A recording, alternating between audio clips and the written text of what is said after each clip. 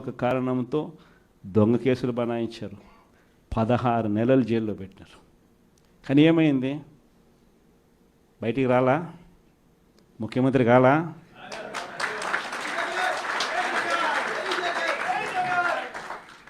ప్రతి ఒక్కరు ఇది గుర్తుపెట్టుకోండి. ఎవరికైనా ఇంతే.